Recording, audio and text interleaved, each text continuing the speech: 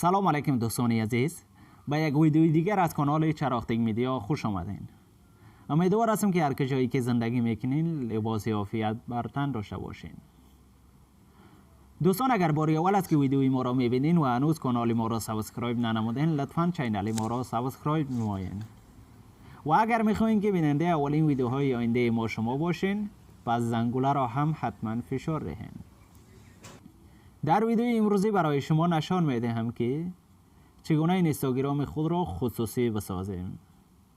برای دانستن این پس لطفا تا آخر ویدیو ما را همراهی نمایید.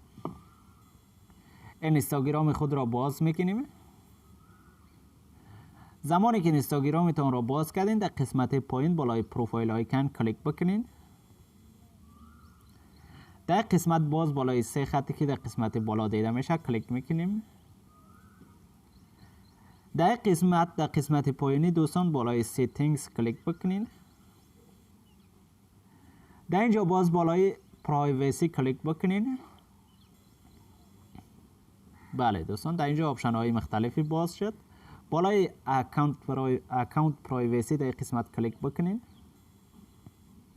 بله دوستان، در قسمت شما میتونین اینستاگرام خود را خصوصی سازین یا پرایوت نمایین. فعلا اینستاگرام ما پابلیک است دوستان.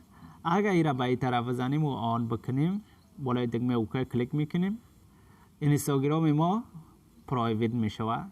زمانی که اینستاگرام ما پرایوت باشه، هیچ کس نمیتونه عکس هایی که ما در اینستاگرام خود پست میکنیم، ویدیوهایی که پست میکنیم، استوری ما را کس نمیتونه چک بکنه و ببینه، تا زمانی که به ما درخواست دوستی رای نکنه یا ما را فالو نکنه. دوستان به این شکل شما میتوانید اینستاگرام خود را خصوصی سازین.